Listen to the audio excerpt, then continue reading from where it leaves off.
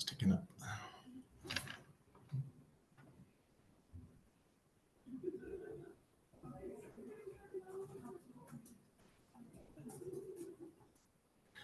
Okay. Good morning. I'm just going to let the participant numbers tick up and make a short introduction. So welcome. My name's Matt Webb. I'm an Associate Director, Coal to Clean at E3G. And we're very delighted to be hosting this webinar this morning. As I hope you know, this is a webinar on powering up business perspectives on shifting to renewable electricity. And we're really delighted to be presenting the findings of some recent polling that we've undertaken of business leaders on their attitudes towards a shift to renewable electricity. I'm just looking at our participant count creeping up. As you can say, this has been this is a really exciting week to be talking about these findings. We have governments gathering in London this week to discuss the future of energy security. And this seems to be a very opposite moment to be talking about what the business community wants to see in terms of shifting to renewable electricity and the key role that can play in our future prosperity and energy security. We've got a great cast today. We will be having a presentation from Molly Walton, who is the Director of Energy at We Mean Business Coalition. And then we'll also be having a short panel discussion. We have Simon Hensel-Thomas, Director of Climate and Nature at the IKEA Group. Madhura Joshi, the Programme Lead of our International Hub at E3G. Shamila Subramani, who's the CEO of the National Business Initiative, NBI, in South Africa. And finally, Cyril Cormier, the Deputy Campaign Director from Beyond Fossil Fuels. So we'll be having a short panel discussion, and then there will be 15 minutes of Q&A to follow. Please do write your questions into the chat. We will be looking through those and selecting questions to go to the panel in the last 15 minutes. I should say that this, as you should have heard the message, this session is being recorded. So please do bear that in mind with your comments. And we'll be putting a recording of this webinar online for people to access who weren't able to make the call this morning. So I'm not going to talk about the findings. I'm going to hand over to Molly in a second. I mean, it's really, all I say is this is a really exciting week. It's a really exciting moment. We're really proud of working with our partners on this project. And I think the messages coming through from this poll are really resounding in terms of what business wants to see for the transition. But I'm going to let Molly do the talking about the results in the poll and hand over to her now. So over to you, Molly. Thanks, Matt. Hi, everyone. My name is Molly Walton. I just quickly wanted to touch on some of the mechanics of the poll itself before we dig into the data, because I think it's important to understand how we collected some of this information. So as hopefully you understand by now, this project was run as a collaboration between E3G, Beyond Fossil Fuels, and the We Mean Business Coalition. Polling was conducted by the independent pollster Savanta. And the insights gathered were intended to provide compelling thought leadership on the global shift towards renewable electricity. And the findings really reflect the global perspective of corporate executives on the power sector transition. And so the global electricity poll, we surveyed senior executives, so C-suite, across 15 different countries. On the next slide, you'll see what countries we polled. This included a mix of energy importers, exporters. The countries were selected based on their status as top coal emitters, gas consumers, and significant overall emitters. The participants were selected to provide a representative view of business leadership perspectives on the power sector transition. And important to note that the polling was carried out between December 2024 and February 2025. And so this slide gives you the countries, the 15 countries that I mentioned, as well as a sample size per country. Important to also note that a range of sectors were also polled. So this includes IT and communications, manufacturing and mining, finance, construction, real estate, services, transport, energy. and many more. You can find the full breakdown in the report, but just to emphasize again, this is very much representative across different sectors to get that perspective on the transition. And finally, just to show sort of who we pulled, sort of the composition of that. So we pulled medium to large corporations who had USD 1 million plus in revenue. And it was a mix of global and nationally operated companies. A majority of those pulled were private sector businesses, but you also see we also pulled some state-owned enterprises as well as some public sector businesses. So let's turn to some of the findings from the poll itself. That's why I'm sure everyone is here, as much fun as methodology is. So the results from this poll really underscored two key trends. So first is that business executives, they want a rapid transition away from fossil fuels to a renewables-based electricity system, and they want this to remain competitive and ensure long-term energy security. Governments, on the other hand, governments who fail to signal this rapid transition via robust policies and plans, they risk losing investment and jobs to nations that do this. And so I think those are two key messages that came out very strongly.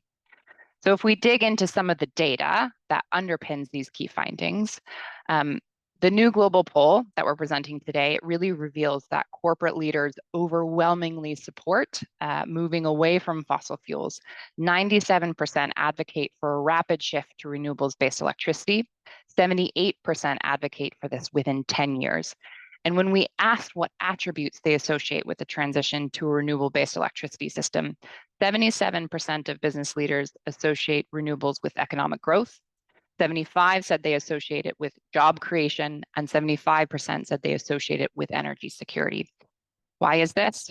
Renewables reduce reliance on imported fuels, insulating businesses from geopolitical shocks and price volatility. And the renewable energy sector is seen as a driver of innovation, of investment, and employment opportunities. So what does this mean for coal and gas and coal to gas switching? Let's get a little bit into some of the fuels. Over 2/3 of businesses polled cite they call for governments to phase out coal and replace it exclusively with new renewables, grids, and storage without locking in new gas infrastructure.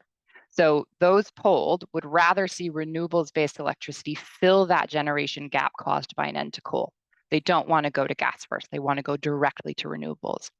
And beyond just the question of coal to gas switching, many executives in gas-reliant countries like Mexico, Italy, and Japan, they also favor a direct transition to renewables. And so the findings here are very clear. There is no room for new gas. Locking in gas infrastructure risks creating stranded assets, delaying decarbonization, and businesses want to leapfrog to long-term clean solutions rather than interim fixes. I think this is very strong. Like you can see the strong desire to transition reflected in terms of where corporate leaders think investment should go.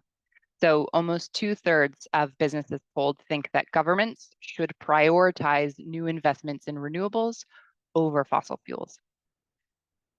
And if we break this down further, right, in particular, given the rapid fall of costs in terms of solar and wind technologies and that strong association that a renewables-based power system that I mentioned earlier is with jobs and energy security and growth, their feeling is that it will deliver a more attractive business environment.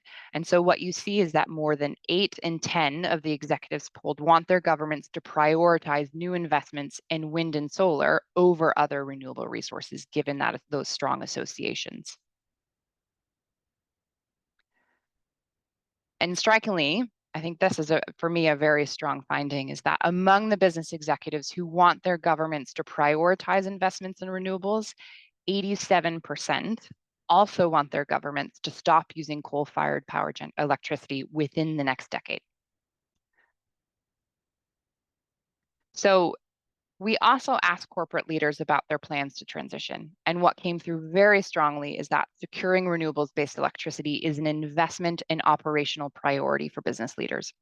Corporate leaders increasingly acknowledge the synergies between a fossil-free grid and long-term business success. For example, when we asked them about their plans for their own electricity consumption, nearly 3/4 of big businesses responded that they plan to transition away from fossil fuels in their own organizations within a decade. If we break this out, 38% expect the majority of their electricity to come from renewables in 5 years, and the further 33% in 10 years. And if we look a little bit deeper, more than 2/5 of businesses plan to transition away from using coal within their own operations by 2030. And over a quarter intend to follow suit by 2035. And if we look at gas, 2/3 plan to transition away from using gas by 2035. And I think further evidence of this commitment to a switch transition, businesses we polled, the majority, 93%, are considering investing in on-site renewables to aid their operations in the coming years. So very clear indicators in terms of how fast they want to move and what they're willing to do it. Another key finding that emerged from the polling is that access to cheaper, more stable renewable electricity is becoming a critical factor in maintaining cost efficiency and global competitiveness. Over 90% of businesses polled identified access to renewable electricity as being of high importance when taking decisions on new investments.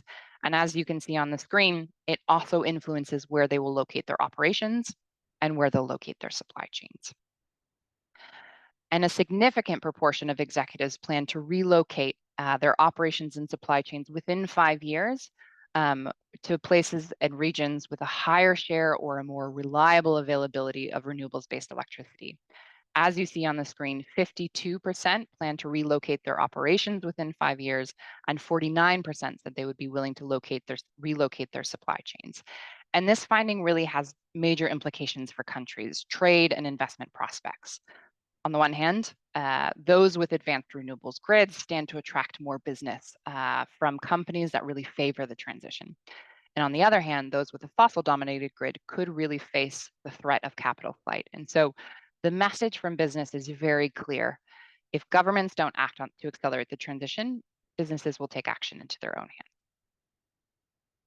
So we also asked about the perceived opportunities of the transition, the barriers facing businesses and their countries, and specific actions that governments should take to accelerate the transition. And so when asked what benefit their country would gain from transitioning away from fossil fuels to a renewables-based electricity system, business executives cited energy security as one of the top benefits of doing so. Jobs was also listed as a very high benefit of transitioning. Other benefits include improved public health, mitigated risk from a warming planet, but 55% said energy security is that top benefit. And I think that really resonates with the conversations that are going to happen this week.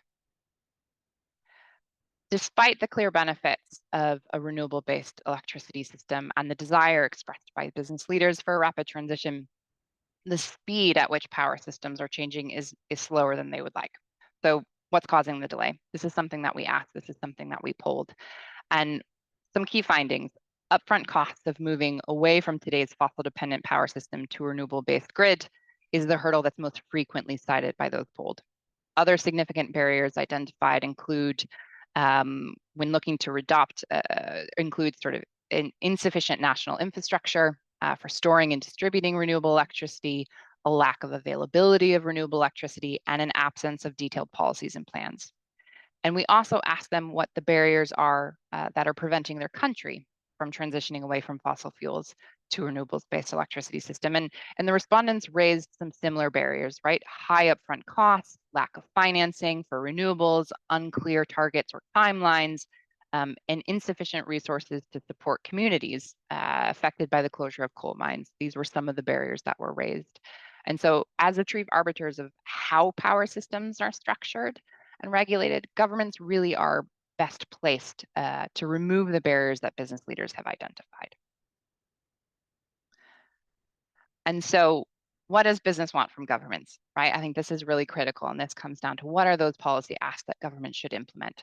Very clear: robust roadmaps, reskilling programs, and real incentives to build the renewable future. And so if we look, that's a lot of numbers on the screen, appreciate that. But if we break those down a bit, so 43% said they want governments to provide support for workers to reskill for renewable energy jobs.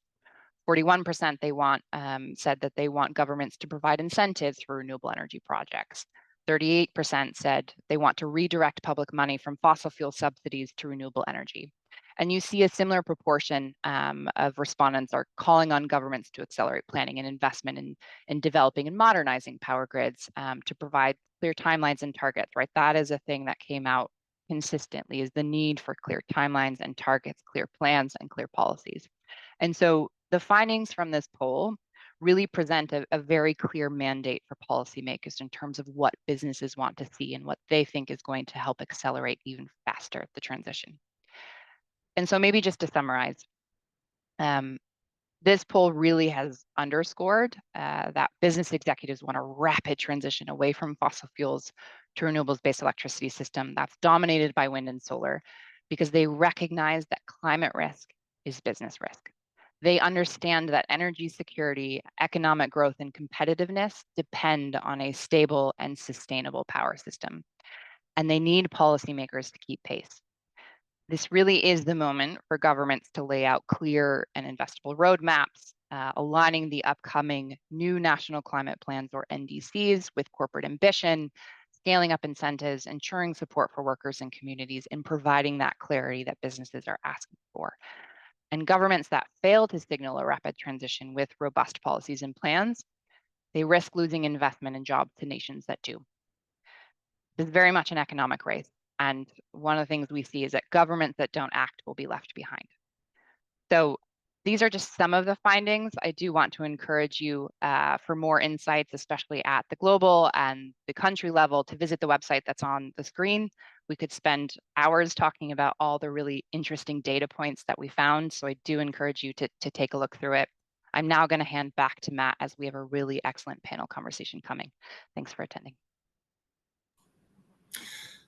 Thanks so much, Molly. That was wonderfully clear and impactful. The message could not really be clearer.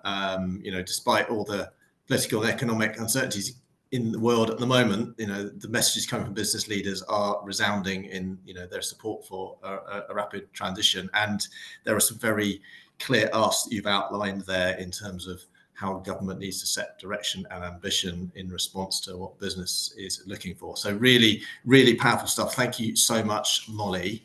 As I said, we're going to just broaden our sort of perspective on these polling results by just talking to the panel that we identified earlier. So I'm going to suggest our panelists put themselves on screen, and that perhaps we can drop down should we drop down the slide maybe, so that we've got a bit more face time? There we go. It's fantastic.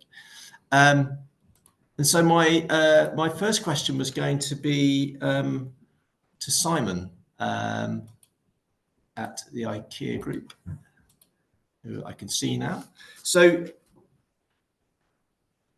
from your perspective, from IKEA's perspective, how does IKEA see the business case for the transition from fossil-based power to renewables, and how is IKEA setting about making that shift?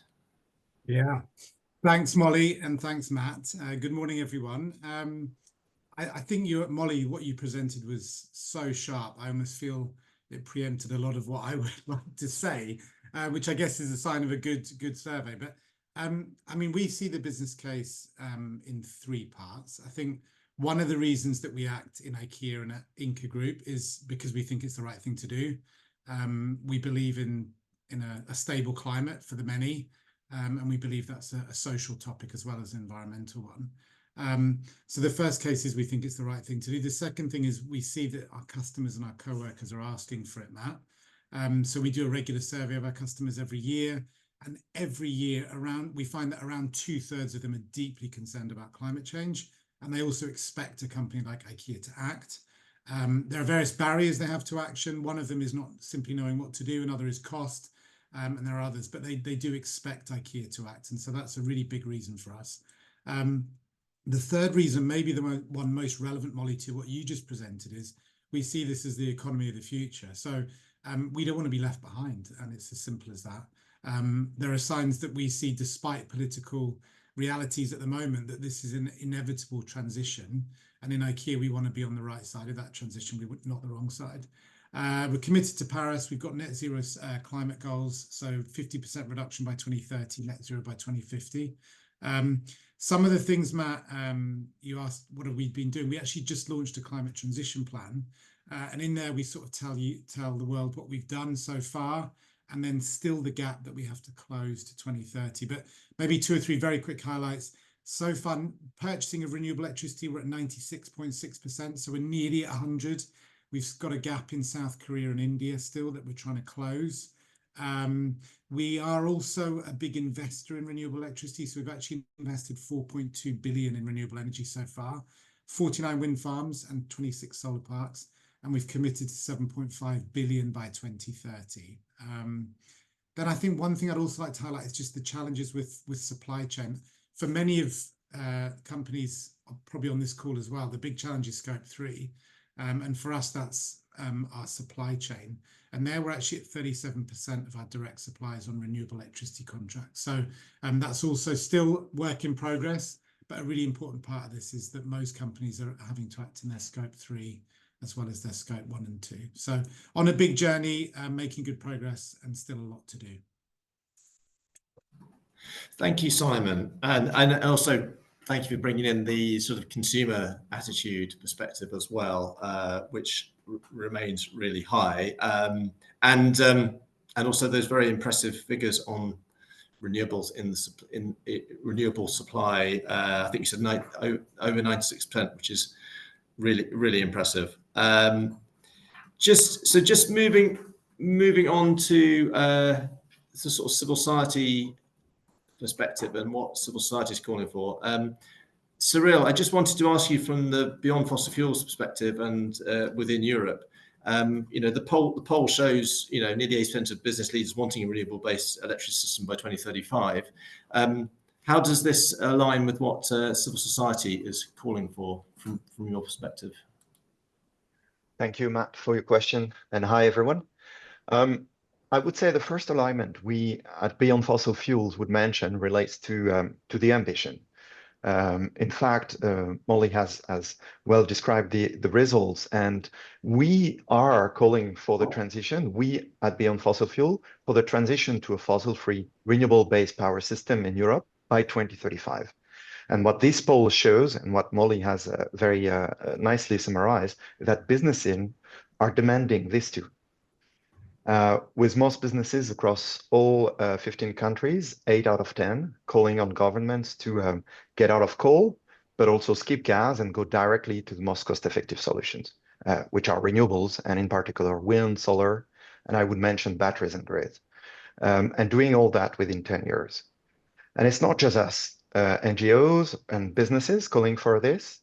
2035 is also the deadline by which the International Energy Agency states Europe and the world's wealthiest countries must decarbonize their electricity to deliver their climate goals. So this is, I think, the first very strong alignment I see between the results of the poll and what us NGOs and think tanks are calling for in Europe. And this is already happening. Nearly half of Europe's electricity comes from renewables, mostly from wind and solar. And countries like the UK, Austria, Denmark have ambitions for clean power by 2030. And other countries, I would mention a few of them, like Greece, Ireland, Spain, Portugal, Croatia, Estonia, for example, are progressing very fast in developing renewables. But there are also many countries in Europe that still lack clear ambition on their intention. And they keep open their energy plans for fossil fuels and renewables alike. I have in mind, for example, Italy, Germany, Türkiye, and Poland, where we have actually polled businesses that say we want that transition, and we want that transition very fast across within the 10 next year. When I think about other convergences, I think about the fact that businesses and civil society want the power sector transition to happen without locking in new fossil gas infrastructure. And that's really the two-day conversation that happens in Europe. And 7 businesses out of 10 globally and across all Europe countries polled call for a direct switch from coal to exclusively renewables, and they want to skip gas. And that's if I look at the country polled, for countries such as Poland, Germany, Türkiye, which still run a lot of their electricity on coal, it's a warning to governments that civil society and businesses are now demanding this, and that governments, they need to plan accordingly. And for Italy, which massively rely on gas and where there are plans to extend the gas power fleet, 76%, and that's huge, 76%, sorry, of business executives want the government to prioritize new investment in electricity generation from renewables over gas. So the signal on gas is also very clear. And maybe to conclude, I want to stress one other point, which is the message from business executive. It's very clear. It's don't expect we will still do our business here in this country if you build yesterday's infrastructure for tomorrow's economy, basically. And this translates very clearly in a warning from business told if countries continue to rely on fossil fuel, they will relocate their operation, their supply chain, or both to other markets with better access to renewable-based power. And a very strong and striking example comes from Polish executive leaders. 85% of them, sorry, so that's nearly 9 out of 10, are saying they would consider relocating if the electricity they get is not coming from renewable. What comes very strongly also from this poll is not only that businesses are calling for this transition very fast, but the reason behind. And I would mention the few of them that really came strongly within this poll. It's energy security, stable prices, more job, and economic growth. And I think there are different motives, but the same direction. And what the poll shows very strongly is the convergence between climate action and the undeniable business case for renewable. So let me summarize all this point, and I will conclude on that. I think from this poll comes very strongly a convergence between what NGOs are saying and business executives are now calling government for. It's get out of coal, skip gas, go directly to the most cost-effective solutions. They are renewables, in particular wind, solar, and I would include grid and batteries. And the second aspect is it's already happening in many countries. For many businesses that answer, they are already planning their transition to renewables. And the countries lagging behind are making business more difficult and are taking the risk to damage their economy. And I would hand it over to you, Matt. Thank you.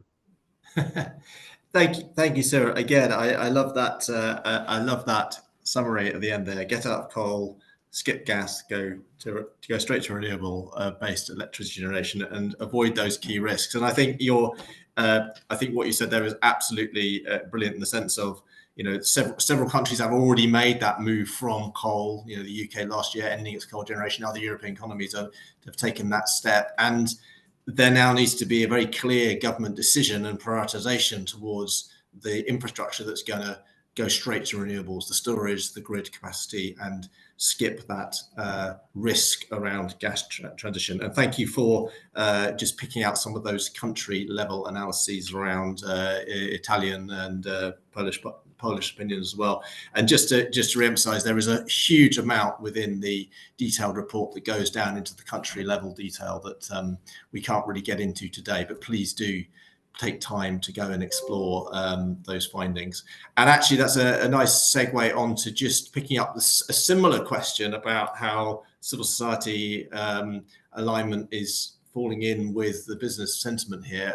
But I'm going to ask you from a slightly broader perspective from Madhura Joshi, who is our program lead for our international hub presence out in Asia and Southeast Asia, including within India, Indonesia, and also in Japan. So I'm going to just ask the same question to you, Madhura, in terms of how CSO sentiment is aligning with what we're seeing within this within these polling results. Thank you so much. And I think I just wanted to say that thank you for inviting me to speak on the panel. What we're seeing from the polling results is really encouraging. And there are a lot of similarities between the messages that we're seeing across civil society organizations as well, which are in support of, broadly in support of renewable power systems and transitioning away from fossil fuels. I'll sort of summarize my points. I'll talk about 5 points. broadly coming from Asia. The first one that we're seeing that sort of resonates strongly with civil society is that ambitions on renewables, importantly storage and grid strengthening, need to be higher from countries, and the actions need to be faster. For instance, we've seen that in Japan's latest strategic energy plan, it does not fully capture the country's renewable energy potential, and it falls short of the ambition required to triple renewables by 2030, phase out of coal, and transition away from fossil fuels. This is something that's also come out very strongly in the polling results from the sort of Japanese results. We need affordable solutions that can deliver quick results. This is particularly important for emerging economies that need to cater to both rising energy demands, meet their developmental objectives, and in a cost-effective way. The good news is that renewables in most geographies are increasingly competitive to new coal, and renewables backed by storage also are increasingly competitive to new coal. And the lead time for installing renewables are also lower typically than an average thermal power plant. Strengthening competitiveness over here in backing sort of increasing renewables would also mean having facilitative policies, regulations, investing in renewable supply chain, and a faster transition through ambition and action towards a decarbonized power sector. We've already seen the impacts of this in the investment flows as well. For instance, some studies show that Malaysia and Vietnam have been better able to attract investments in renewables compared to Indonesia because of supportive government policies and initiatives. The second important message coming out of civil society and also in the report is that action on clean energy needs to be backed with commitments to stop investments in new thermal power. In some good news, new coal proposals are nearly absent in Southeast Asia due to coal phase-out pledges in Indonesia, Malaysia, just transition plans in Vietnam, and permitting moratorium in the Philippines. This also sort of highlights the positive outcomes of efforts by domestic and diplomatic actors and partnerships in the region. Continuing to invest in new thermal power will not help immediate power needs, and it will create unsustainable investment lock-ins for the future. Any sort of plant, for example, that is invested, a new sort of thermal announcement from this year in 2025 will go on at least till 2050, 25 years, if not longer. And this is going to lock in the country's resources as well as their sort of power trajectory into technologies of the past. Ultimately, it also risks missed investments, higher climate and local environmental costs, and higher economic constraint. But we have to caveat that no new coal and coal phase-out commitments of countries can be at risk if renewables do not keep pace with both increasing power demand as well as the energy needs of the country. The third very critical sort of piece is, and this has been particularly mentioned in the Indian survey as well as in the Indonesian one, is the investments needed in skill development and planning for enabling just transitions to ensure that sustainable energy futures and electricity futures are met. We know that the transitions are inevitable compared to, unlike the sort of unplanned technological transitions in the past. Countries have committed to phasing out fossil fuels by mid-century and tripling renewables and doubling energy efficiency by 2030. Hence, investing in just transitions will be important. The fourth, very important aspect is availability and access to affordable, low-cost finance at scale. This is particularly true for emerging economies. Clean energy investments will require high upfront costs, while their operational costs are much lower in the future. Hence, you need solutions that are tailored to the sector and the country that can help in sort of bringing down the risk perception and bringing down the cost of capital, making finance available so that countries can transition faster. Redirecting fossil fuel subsidies to clean energy can also sort of help in unlocking more sources of finance. This also needs to be backed with pilots around coal retirement mechanisms to see how these operate within a country context, so that it gives more confidence for continuing to go down this pathway. And the last one I will end with is essentially sectoral transition plans need to be under the umbrella of national transition plans. They need to that sort of will help in providing both investor confidence and will give long-term direction to domestic policy planning. International partnerships, exchange of knowledge, talking about what's worked, what's not, will be really key in sort of helping with the national transition, and followed by sectoral transition plans that can give investors and policymakers confidence in the trajectory of the energy sector and the transitions. Thank you so much. Thank you, Madhura. That was a real whistle stop, but very valuable in terms of just teasing out some of the key differences that, both in India but also wider in Asia, in terms of a time of growing. And we had the Global Electricity Report, I think, a few weeks ago, which I think came up for the IEA, which just showed the drivers of industrialization and growth, where the renewable industries are being expanded, and sort of 4% plus sort of electricity growth. So it's a different perspective out in growing markets, and that provides a different challenge for renewables to keep pace. But also, as you said very clearly, we need clear signals that investment in new fossil infrastructure is coming to an end and is being stopped, and that is being prioritized over to renewables. And then that will help tackle that big thing you said about the cost of finance. So thank you so much, Madhura. Really, really clear exposition there. And just turning on again to a very different market context again, I'm just going to turn over finally to Shamila at NBI. And for those that you're not aware, the National Business Initiative is a movement of nearly 100 South African and multinational member companies. Be really interested, Shamila, just to understand how these results align with what you've been hearing from your member companies. Matt, and thanks for the invite. Always hardest to come last, right? But certainly, I think for me, the first emotion or thought that was encouraging to have seen, particularly given the sample size, I guess the common threads coming through in relation to the ambition for companies, or at least the expression of the desire for us to move more quickly and to scale up on renewables in the country. So that has aligned with, I think, the work that the NBI has done over a number of years. A few years ago, we did what we call the Just Transition Pathways work. And if you look at what that actually tried to do, is to actually preempt and understand what could be the decarbonization pathways for the economy. And it looked at the key sectors within the economy. And one common theme, at the risk of oversimplifying, was effectively it all hinges on renewables. And one of the key recommendations was an overbuild of renewables in the shorter term to be able to really pick up on the upside of what we know the benefits could be of that transition. But of course, there were very clear actions that needed to be taken in the immediate and long term. And what we sort of called no regret decisions, because in the absence of the clear policy imperatives and the direction stated, for example, at the national level, you would need to look at what your no regret decisions would be in terms of investment outside of that certainty that one would hope to get from a policy landscape. And so for me, it's encouraging to see that businesses are seeing this. I also, Matt, want to touch on what we're seeing practically. I know we said what we're hearing, but also what we're seeing.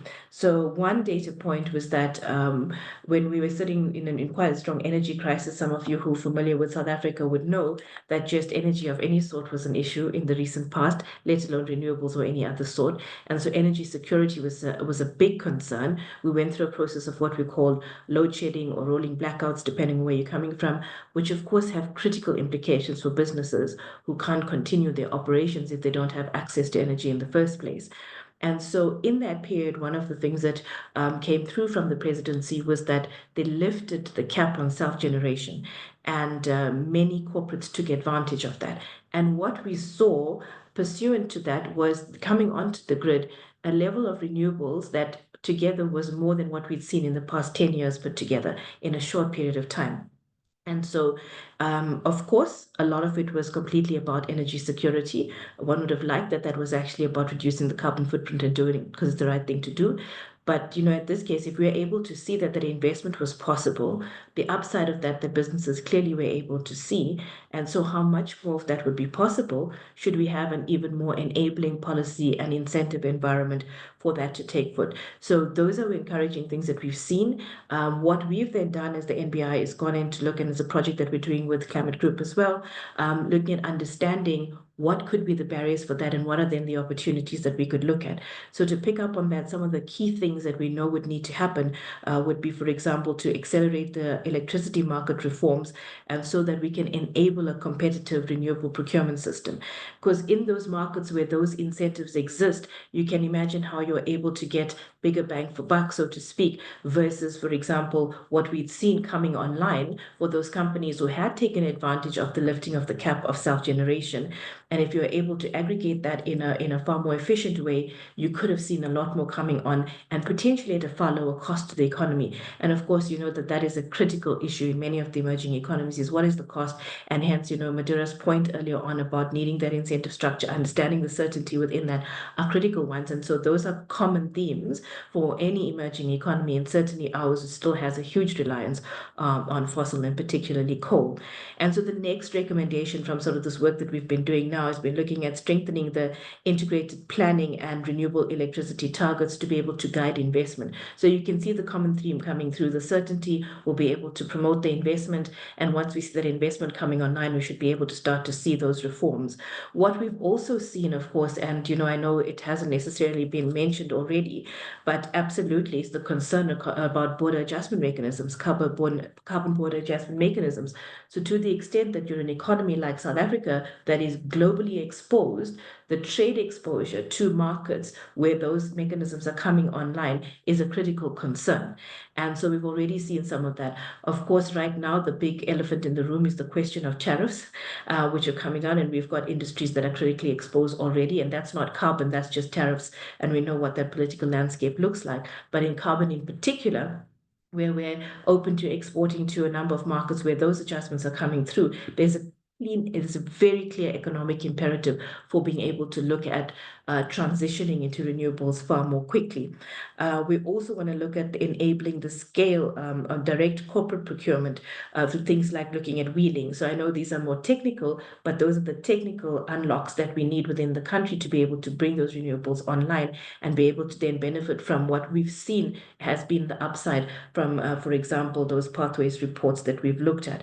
And of course, things like streamlining things like project approvals for grid connection and faster renewable deployment. And some of that is directly tied to the infrastructure that we need in the country, a transmission network that we know needs to undergo rapid evolution, and which we're in the process of starting to do. And where else could we look at voluntary green power options and some of those more credible certification mechanisms around that? So those are the ones that we're looking at as being the key issues that corporates are looking at. How do we get access? How do we get into that grid? Where are the incentives that we could look at potentially, and what do we and how do we consider? So for me, very encouraging to see the high percentage of corporates that have said that they support that transition and what they're looking at. We know that then there are implications, obviously, for policymakers. But Matt, let me pause there. I'm sure you'll have more questions. Thank you, Shamila. That was super helpful, and yeah, very, as you say, very striking, the degree to which renewable energy deployment has ramped forward in the last couple of years. Although, as you know, there have been severe challenges as well in terms of reliability of supply within the country, which you know have triggered that as well. I guess I'm going to run. I've got a few questions to fire back to the panelists. I was going, if I may, I was going to run in reverse order and maybe start. I know we came to you last, Shamila, but maybe we'll start with a follow up from the conversation in the chat.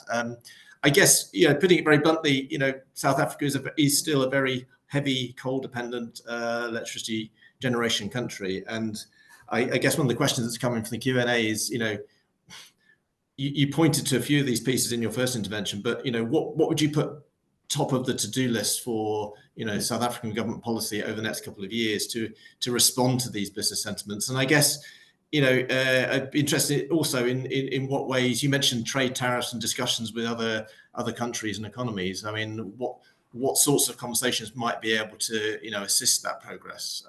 So maybe starting with you with that question, and then I'll go back through the other panelists. Thank you, Matt. So as I'm reflecting, I think there's sort of two parts to that. The first one is overall from the government policy perspective, and coherence is the first one that comes to mind. And so we would need to understand across the board that there is a coherent perspective on the transition for the country, what that might need to look like. And so once you start to have that coherence across the different perspectives, we've got different ministries. I have to also just caveat that slightly with knowing that from a political consideration perspective, we've seen our first government of national unity from May last year. And so that sort of process of that government, to use the typical term storming, performing, norming, you have to expect that there's a level of that will happen. And whilst I think I'm certainly one of those that feels extremely impatient about it, I think we need to also understand that process needs to find its feet. We've got 10 parties in a coalition, which is never an easy thing at any point. And to find coherence and common ground within that is what we would certainly look for. What I think I would suggest is that we look at the market forces and the conditions as actually now being the driver. Firstly is going to be the cost of renewables versus any other potential energy source within the mix, and what is that going to mean? Of course, as we've pointed out, we're also a country that has other serious challenges, massive unemployment, huge inequality. And so you're trying to bring up an employment rate at the same time when you're dealing with this. So those forces at play are not easy ones to manage. And then, of course, it's the justice element of the transition that we need to very carefully consider when we do this. And so, I think we're actively involved across the spectrum on a number of those areas. Those would be the things I think would need to be considered together. And justice, of course, a number of dimensions of those. We know the Presidential Climate Commission in South Africa has put out fantastic work on looking at what that means. And so those need to be active considerations within that. And so, like I said, in a country with massive unemployment, at this point, about 40% and up to 60% youth unemployment, there's an entire other social challenge that we're trying to deal with. And so whilst we think that some of the answers are very easy, those are some of the considerations that one needs to take along. So however, I do think that the economics are the ones that we would need to look at from a policy perspective to understand what is affordable for the country, at the same time being able to manage the justice elements of the transition. And I would urge that we don't ever lose sight of things like the social cost of carbon. And what does that mean? So those are some of those issues. We know that businesses, from the conversations we've had, are keen on working on these issues, but we need to find the common ground from a policy perspective. So those are areas that we'll certainly need to work together on. The cost issues, the market issues are the other one. Again, different dynamics, small exposed economy. If you're looking at things like tariffs, for example, one of the simple answers is, okay, who else do we do business with? What other markets are open to us? And what are those market needs? And what puts us in the best position to be able to access those markets, at the same time also being able to generate internal energy security. And renewables actually poses a very strong strategic advantage should we be able to get that right. So I would frame it as looking at those issues when considering what the correct policy is going forward for our country. Thank you, Shamila. That was superb. Thank you, and also thank you for laying out some of the domestic challenges, which are particular to South Africa, and the political pieces there too. Thank you so much. I'm going to move on to Cyril at Beyond Fossil Fuel next. There was a question that came in which said, if 2/3 of business leaders reject gas as a transition fuel, then what message is this sending to governments still investing in gas infrastructure? One for you, Cyril. Thank you, Matt. Yeah.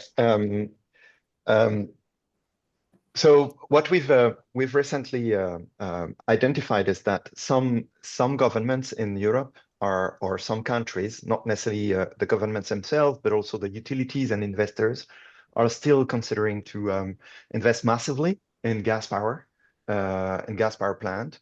And that's the case, for example, of the UK, Italy, and Germany, who alone are planning to build 40 gigawatt of new gas power. It means an increase around 30 to 40% of their fleet. So that's massive expansion of the gas power fleet in this 3 countries alone. And they represent most of the expansion of the gas power in Europe. They would represent. And I think there's a difficulty in those days to understand exactly why these countries, these utility and governments are thinking to invest in this gas plant. where they already have a gas fleet that exists and can operate. When several messages, and when I think of the UK, for example, a recent report from the National Energy System Operator, which is an independent body planning for the grid expansion, has clearly indicated that there's no need to build new gas plant in for the UK to achieve their 2030 clean power ambition. So we receive a lot of signal that also batteries, which are creating equivalent flexibility than some of the gas plant, are performing well. They are deployed very fastly in Italy, in Germany. It's also the case of the UK. They are becoming less costly.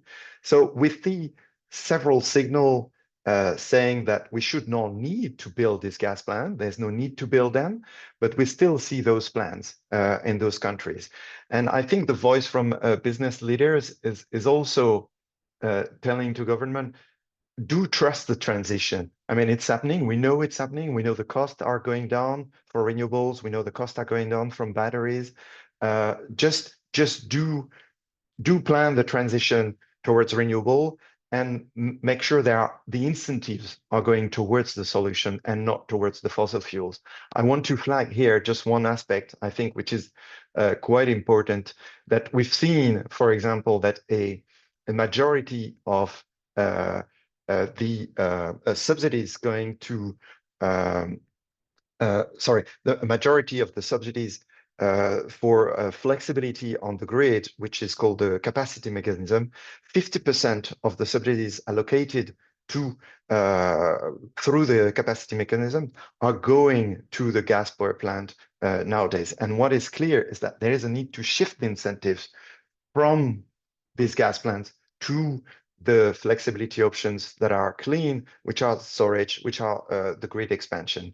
So I think that the message from businesses is very clear, and it's a clear signal for governments that nobody is asking for this gas plant to be built, and there's no technical need nor market needs for these plants to be built, and that they should drop these expansion plans.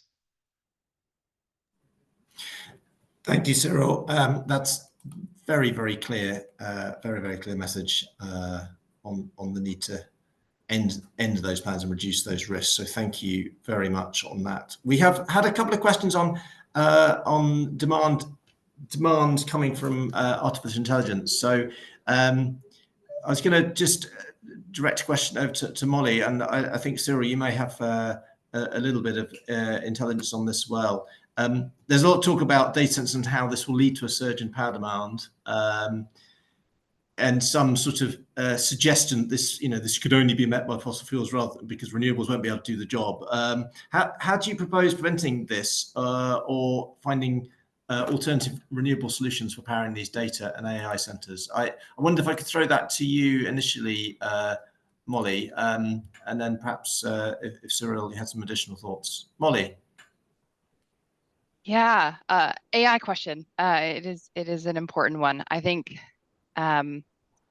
first you have to admit that yes, demand is rising, right? You've seen sort of that surge from AI, but I think it also underscores exactly why we need to invest in clean, scalable technologies, right? That's an essential piece. I think it's also important before we sort of think through, well, what do we need to do on that? It's to kind of look at the existing facts on this. I know that AI was used as sort of a strong justification for new gas at a certain energy conference in Texas about a month or so ago. I think when you actually kind of break it down and look in the US's case, right, it's very unlikely that new gas is going to come online before 2030 because of supply chain issues. You're not going to get your turbines. There's labor shortages. You're also seeing the economics of gas in many states aren't making sense. And so when you pair that and look and say, okay, well, new renewables, new solar, wind storage can come online in under 2 years, that math doesn't necessarily add up. And I think that's a point that's maybe often missed, is that sort of the ability of renewables to meet that demand now, and the reality that gas is not going to be able to in many instances. I think the other point to sort of that point around 24/7 power, I think the other important thing to remember is that we are seeing that batteries are already meeting and doing the job of gas peaker plants in a lot of instances, right, to provide that 24/7 power. And so that's why it's important to think through. It's not just renewables; it's combined with storage, because that's going to help displace the perceived role that gas peakers can play. Batteries can already do some of that. So, Cyril, I think you probably have some Europe-specific context on that. That would be helpful. So I was going to say, and I've abused my sharing prerogative. So, Cyril, if you got 30 seconds, you just wanted to point some a study I think you published recently. Perhaps we could then put it in the chat. Absolutely. So we published recently a study looking at the new demand coming from data center in Europe and their impact on global and on greenhouse gas emission. Basically, if this data center were fueled by partly by gas instead of renewables, the increase could reach as much of new emissions than what Germany is planning to cut by 2030. So that's immense. That's an immense amount of emission. So of course, data centers need to be fueled by renewables only, but not the renewables that are already planned for the power sector to decarbonize the economy. They need to be additional. So that's what the big tech companies need to understand. New data center may be okay and will only be okay if they are run with additional renewables. Sorry. Fantastic. That was a very, very sharp 30 seconds. And I'm going to say I've got two more interventions I'd like to. So a quick, perhaps, blast from Simon. There's a question here as to, we've been talking a lot about what governments need to do to increase ambition. What can the business and investors and the business environment do to support that greater ambition from governments? Just a quick 30-second blast from you would be great, Simon. Yeah, super, Matt. 30 seconds. Okay. I think number one, set the example. So phase out scope 1, 2, and 3 fossil fuels, set science-based targets. I think go for self-generation, prioritize that over market-based instruments if you can, because that's where the business case sits. I think share the challenges as well as the achievements. We're seeing a lot of green hushing as well as greenwashing. I think launch a transition plan. That is a powerful market signal to regulators. And that creates this positive ambition loop where regulators feel that political cover because they're seeing a clear market signal from the corporate sector. Still at the COP meetings, I'm seeing not much interaction between governments and businesses as much as we'd like. And still governments aren't hearing that demand that you've presented in the study, Molly. They're not really hearing that loud and clear. So I think the more companies speak out about the positive business case, the better. And then lastly, Matt, I think going beyond, if at all you can invest beyond your value chain as well in that infrastructure part, and send a demand signal to governments that you want, for example, a better grid infrastructure, you want faster permitting, all those kind of signals. I think that will also help create that positive demand loop that we really want to see. Fantastic, 30 seconds. And I've just, I'm going to give, because Shamila has very kindly asked, I'm just going to give a final 30 seconds to Shamila, who wants just to quickly flag a big Just Transition skilling project that they're undertaking. So just final word over to you, Shamila, then I'll wrap up. Thank you, Matt. So one of those kind of not regret decisions about saying we can see where the future is going, we're understanding what the economics are looking like, was a project that we launched last year in May, and it was looking at how do we start skilling already for what we know is going to be a need coming down the line? Already there's a global skills shortage in this space. And how do we start building that already? So it's working directly with the education systems in the country. We've got about 30 CEOs across different sectors backing that work. And the first report called Powering Our Future came out in October last year, looking at the job opportunities at quite a localized context, right down at municipal level, just looking at existing indications of pipeline, let alone kind of future opportunities. And that's been really exciting because it creates a database of information, momentum behind that, and hopefully then conversations that start to shift both the demand side as well as the supply side in relation to skills. So let me stop there, Matt, another time. Thank you.